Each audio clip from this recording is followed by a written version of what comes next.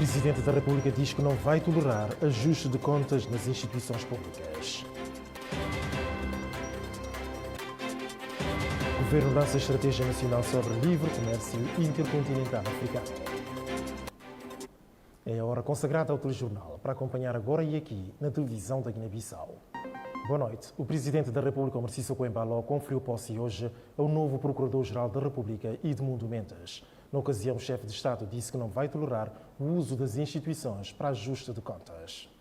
Dedicar a minha inteligência e as minhas energias ao serviço do povo, exercendo as funções para que fui nomeado, com total fidelidade à Constituição e às leis. Edmundo Mendes volta ao Ministério Público como titular 10 anos depois. No ato de posse, o Presidente da República lembrou que o atual contexto de integração exige uma atuação ponderada e legalmente enquadrada das instituições nacionais. Enquanto Presidente em exercício de CDAO e Presidente também em exercício de ALMAS, que é a Aliança Líderes Africanos, e estava a mostrar qual que dinâmica de presidência de Guiné-Bissau e que Guiné-Bissau tem que parar nela e para ver isso, na falar contenção e sempre concertação entre os órgãos de justiça. O que na falei, Procuradoria Supremo, Tribunal de Contas, esse que é o objetivo. E a jovem também não pensa como que cultura de ódio gratuito, que não, às vezes, que não está tendo de uma forma desnecessária e não pensa como cada um de nós que tem ajuste de conta é fácil fora de função, não dentro de função. Edmundo Mendes foi nomeado Procurador-Geral da República através do Decreto Presidencial 57/2022, substituindo nas funções Bakari Biaye. A missão sempre é a mesma, né? O Ministério Público não mudou das funções, apesar de ter estado lá 10 anos atrás. Eu vou voltar à minha casa e fazer justamente aquilo que eu estou habituado a fazer, dentro da normalidade, dentro da legalidade, na defesa da democracia e dos direitos fundamentais, agindo ao coberto dos deveres da objetividade, da isenção e da capacidade do meu trabalho. É o que eu vou fazer. Era bom que a Guiné-Bissau tivesse a paz celestial, mas como sabe, onde vive um homem, não há paz celestial, há sempre conflito. E a função do Ministério Público em combate ao crime tem sempre tarefas por cumprir e pacificar a sociedade, o combate à criminalidade e o respeito da legalidade. E essa será, de facto, a minha bússola durante este dia no Ministério Público.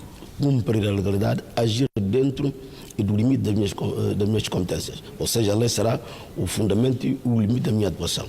A exoneração de Biaye intervém 3 dias depois de uma tentativa frustrada de detenção do ex-primeiro-ministro Aristides Gomes no pleno Congresso do PAIGC. Segundo a minha presidência, e que a presidência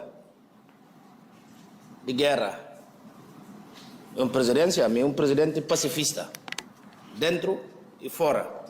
Agora, nunca está acompanhando em dinâmica de guerra e nem dinâmicas de ajustes de conta. E não basta muito atento, não é? Não só como desempenho, mantendo como a suma fiscal de legalidade e advogado de excelência de Estado e o papel de guerra. É um presidente que está falando de concórdia nacional e um presidente também, no momento, na nossa região, quem está representa a comunidade internacional. Tem que ter uma credibilidade para responsabilidades, não só que não paira em ombros a nível nacional, mas a nível internacional. Uma conversa atribuída ao diretor da PJ e o ex-chefe da Ordem Pública citou o nome de Bakari Biaye num caso ligado ao tráfico de drogas. Biaye queixou-se dos dois e do presidente do sindicato dos magistrados do Ministério Público. Momentos depois, o Presidente da República, Marci Soco-Embaló, dirigiu a reunião do Conselho de Ministros. O plenário governamental aprovou com alterações a proposta de reestruturação de Petroguino. O Conselho de Ministros reuniu-se este 23 de novembro de 2022 em sessão extraordinária no Palácio da República, em Bissau, sob a presidência do Presidente da República. Ministro da Economia, Plano e Integração Regional, sobre a assinatura do memorando de entendimento com o Beta Group da República da Índia, visando a mobilização de investimentos para a instalação de indústrias de transformação de produtos in natura considerados estratégicos. Falou igualmente da aprovação do donativo pelo Conselho de Administração do Banco Africano para o Desenvolvimento BAD, em favor do nosso país, para o financiamento integral e parcial da ponte sobre o rio Farim e da estrada Farim-Dungal, respectivamente. Ministro das Pescas, relativamente ao processo de fornecimento de 14 contentores frigoríficos e de 6 viaturas isotérmicas, a realização da Conferência Nacional das Pescas, subordinadas ao lema No Pis Tem Valor, assim como do lançamento da campanha de avaliação da biomassa dos recursos halieuticos. Ministro do Turismo e Artesanato, concernente à cerimónia de abertura da época turística 2022-2023, que decorreu de 18 a 20 do corrente mês nas Ilhas dos Bijagós. Ministro do Comércio, relativamente aos trabalhos da Comissão Interministerial, que se debruçou sobre a conjuntura económico-social e formulou uma proposta visando a importação de arroz em quantidade requerida para fazer face às necessidades do país. Na parte deliberativa, o Conselho de Ministros, após a análise e discussão, deliberou: 1. Aprovar com alterações a proposta de reestruturação da Petroguem em empresa pública. 2. Adotar o acordo quadro de cooperação entre o Governo da República da Guiné-Bissau e o Governo da República do Gabão. 3. Adotar o memorando de entendimento entre o Governo da República da Guiné-Bissau e o Governo da República do Gabão sobre consultas políticas e diplomáticas. No capítulo das nomeações, o Conselho de Ministros deu anuência a que, por despacho do Primeiro-Ministro, se efetue o movimento do pessoal dirigente da administração pública, conforme se indica. Ministério da Justiça e dos Direitos Humanos, Diretora-Geral da Administração da Justiça, Sra. Manuel Lopes Mendes, Diretor-Geral dos Serviços Prisionais e Reinserção Social, Sr. Chernos Sano Diallo. Em consequência destas nomeações, é dada por finda a Comissão de Serviço das mesmas funções dos anteriores titulares. Bissau, 23 de novembro de 2022, o Vice-Primeiro-Ministro Sachambou. O Governo, através do Ministério do Comércio, lançou a Estratégia Nacional do Livre Comércio Intercontinental Africano.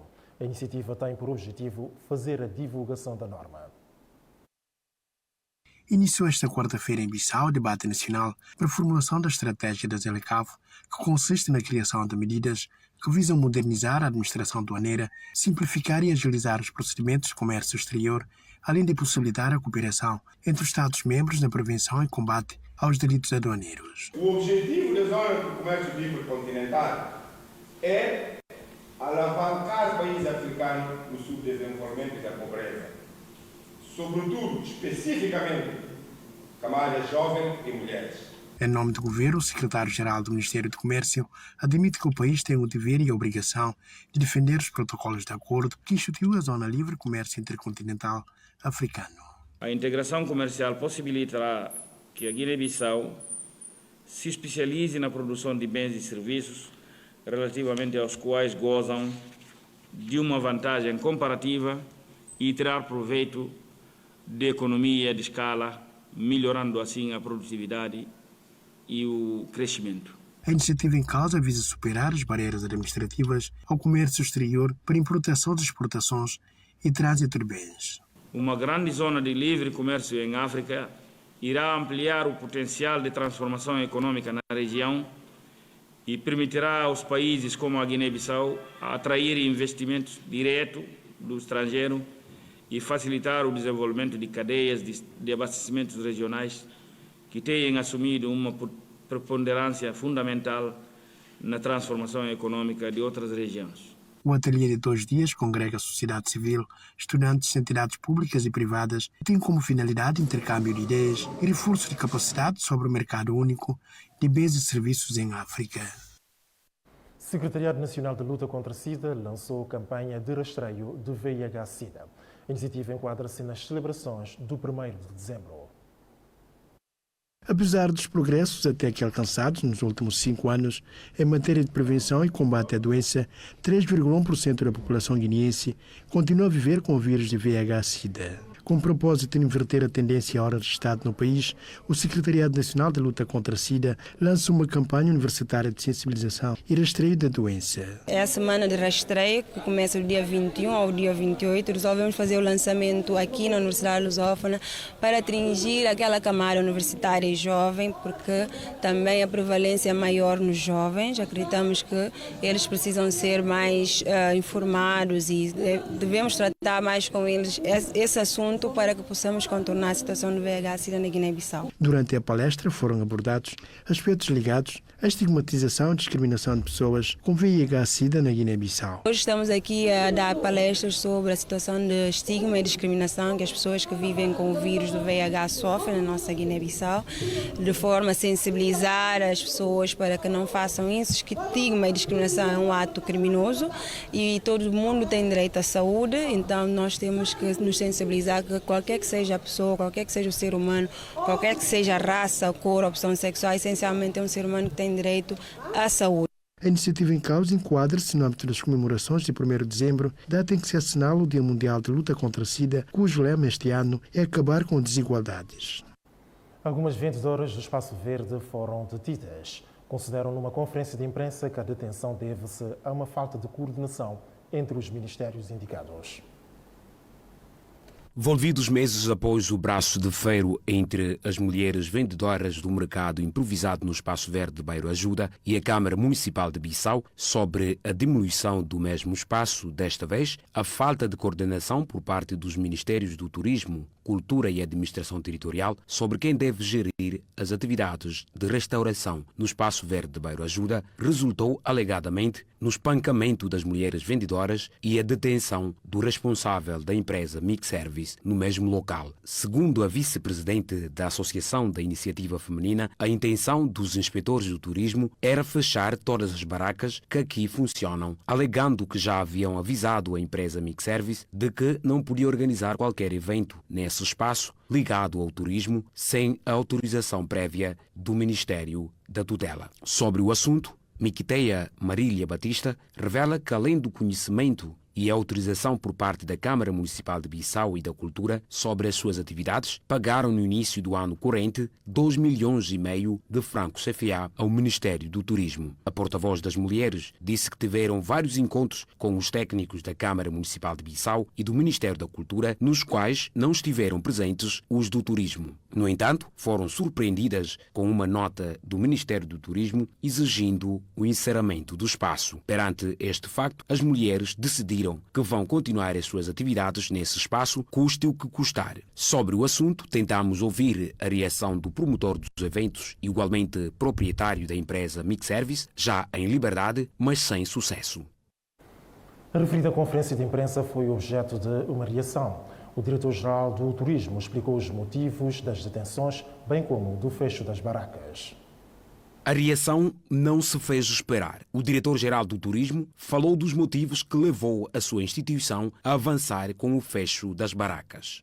No quadro de fiscalização da legalidade de atividade de restauração, o Ministério do Turismo, através da Inspeção Geral, apercebendo-se da instalação de barracas de venda de bebidas e comidas no Espaço Verde, de imediato alertou aos promotores do referido evento sobre os aspectos legais que deviam ser cumpridos antes da materialização dos seus intentos. Notificados 2 vezes, recusando-se de cumprir com os preceitos legais, obriga a Inspeção Geral de Turismo a levar a cabo uma intervenção no terreno no sentido de encerrar as referidas atividades ilegais.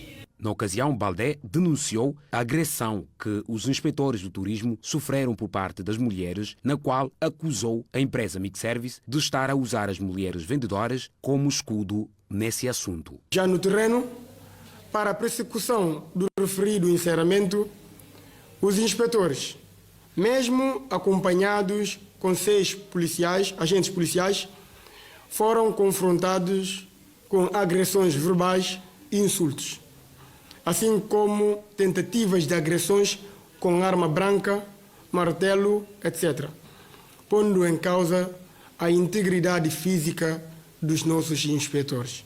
Por outro lado, revela que já tinha avisado a empresa Mixservice de que não podia organizar qualquer evento nesse espaço ligado ao turismo sem a autorização do Ministério da Tutela. Face a esta ocorrência, e porque a intenção foi a depor a autoridade de Estado em causa, o Ministério do Turismo e Artesanato, no uso das suas competências que a lei lhe confere e apoiado pelo Ministério do Interior e da Ordem Pública, irá, através da Inspeção Geral do Turismo, tomar as devidas providências para repor a legalidade. Desde já avisamos que não toleraremos qualquer desacato ou desafio à Inspeção Geral do Turismo. De referir que já lá vão anos que as vendedoras e as diferentes instituições estatais estão em permanente braço de ferro por causa de gestão do mesmo espaço. Um homem de 35 anos de idade teve o seu órgão genital cortado com uma faca pela sua companheira. A situação aconteceu em Prabis, concretamente em Qusete. O fato ocorreu na sexta-feira passada, quando este jovem foi alvo de violência por parte da sua companheira. Jorgito Nanque, de 35 anos de idade, foi agredido com faca. O ataque aconteceu enquanto a vítima estava dormindo. O homem foi socorrido pelo irmão e levado de urgência para o hospital. Mas, apesar dos esforços médicos, não foi possível salvar o órgão sexual da vítima. De acordo com o médico que realizou a cirurgia, o homem chegou com a parte íntima completamente decepada e nada podia ser feito. Este ato ocorreu por volta das 2 horas de manhã do dia 18 em Qusete, setor de Prabis. Várias organizações das mulheres que lutam contra todos os tipos de violência já reagiram. Arnaljef e Miguel Catambur postaram nas suas páginas de Facebook notas de repúdio e pedem justiça para Jorgito. A onda de violência tem atingido proporções assustadoras no país e os crimes têm indignado a sociedade. A vítima permanece internada no Hospital Nacional Simão Mendes e está fora do perigo, segundo o médico. O caso já está sob a alçada da polícia. O vencedor do Festival Chafurna falou do setor cultural.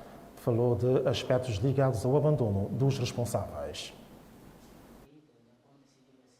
Papé Dinheiraça é o nome artístico do autor e cineasta Rui da Costa. O autor participou recentemente no Festival Jafuna Internacional Filmes e venceu na categoria de curta-metragem com o documentário Trança é a Nossa Herança. Nesta segunda edição do festival, organizado pela Fundação Amílcar Cabral, em Cabo Verde, concorreu 125 filmes.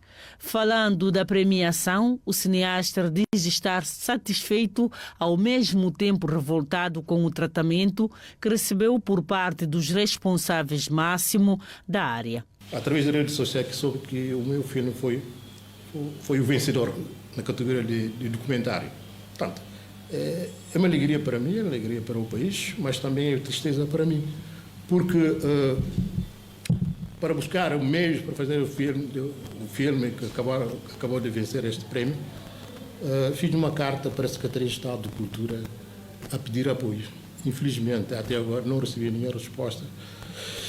E fiquei um bocado perdido, mas com a esperança de que vou continuar a trabalhar, tanto isto não vai me desencorajar para seguir este caminho. Estou certo que vou continuar a fazer o esforço máximo para triunfar, para dar alegria aos que gostam de cinema e audiovisual no meu país. Segundo o cineasta, o objetivo da obra Trança é a Nossa Herança é chamar a atenção aos africanos. O autor perspectiva realizar novos projetos com esta oportunidade. O país vai ganhar, porque vai chegar daqui a uma semana o Guilherme Pires, o diretor do festival, é um cineasta cabo-verdiano-americano, e professor universitário, vai chegar também no dia 28 a Bissau para rodagem em conjunto com ele um documentário chamado Coração do América, e depois o workshop sobre realização e produção cinematográfica com jovens. Portanto, é vantagem para os jovens, os mais jovens que estão interessados neste mundo do cinema e audiovisual. No final da conversa, Pape Dinharaça defende a criação de uma política clara sobre o setor da indústria cinematográfica, porque, segundo ele, não se pode desenvolver o setor sem assistência técnica aos autores na conceição dos projetos que facilitam a procura de fundos para a área. E o cineasta tem em perspectivas a realização de um documentário que se intitula Vida e Obra de Amílcar Cabral. A previsão é que a produção aconteça na Guiné-Bissau e na Guiné-Conakry.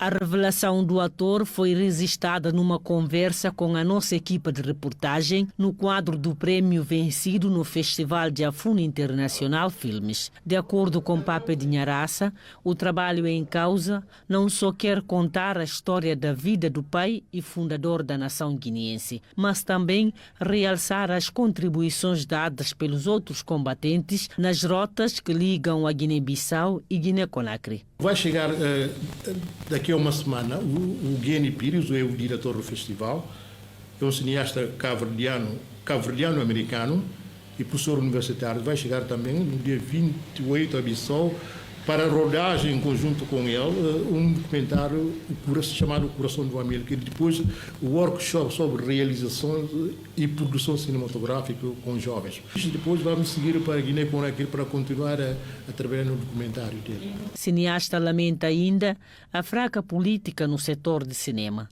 Segundo ele, esta é a razão da não participação dos guineenses nos concursos artísticos para a obtenção de fundos. Não pode haver.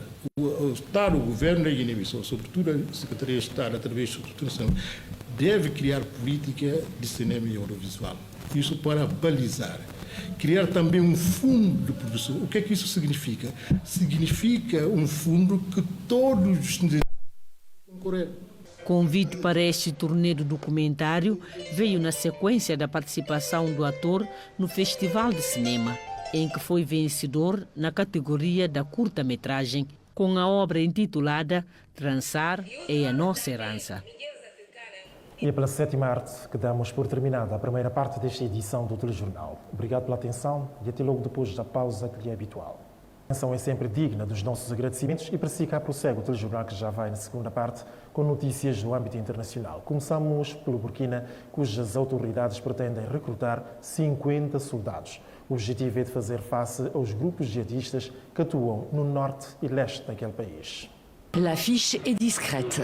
Réception des dossiers de candidature. A recepção de dossiês de candidatura é discreta, que é chamado UDP, Voluntário para a Defesa da Pátria. Nestes últimos dias foram muitos a responder ao pedido do governo, como Ezequiel Ema, que veio também fazer parte das fileiras das Forças Armadas. Il s'est enrôlé pour rejoindre les rangs de l'armée. É como uma família, essa nação. É como a tua casa. Como se pode fazer para que a tua família consiga vencer? Estamos todos aqui e é para vencer o terrorismo. Le terrorisme. Vaincre avec de nouvelles forces. Vencer com as novas forças. O Estado-Maior lançou um apelo de 50.000 civis suplentes e mais de 30.000 civis com a idade de 18 a 77 anos inscreveram-se e todos com a firme vontade de lutar contra o terrorismo. Tous avec la ferme volonté de lutter contre le terrorisme. Perdemos a nossa terra e vários amigos. Daí, quando falo, tenho vontade mesmo de chorar. Estou pronto a morrer para o meu país. Une patrie aux prises avec le terrorisme. Uma pátria em luta com o terrorismo. No norte e leste do país, os grupos jihadistas cada vez mais ofensivos controlam a volta de 40% do território, segundo Mohamed Yusuf, mediador da CEDEAO para Burkina Faso. Autor de um golpe de Estado nos fins de setembro e investido no dia 21 de outubro, presidente da transição, o capitão Ibrahim Traoré tem como objetivo a reconquista dos territórios ocupados pelos grupos armados. Com este apelo aos voluntários, ele espera mobilizar em todo o país, incluindo as zonas que estão fora e dos mais expostos, a fim de cobrir o conjunto do território. De couvrir l'ensemble du territoire.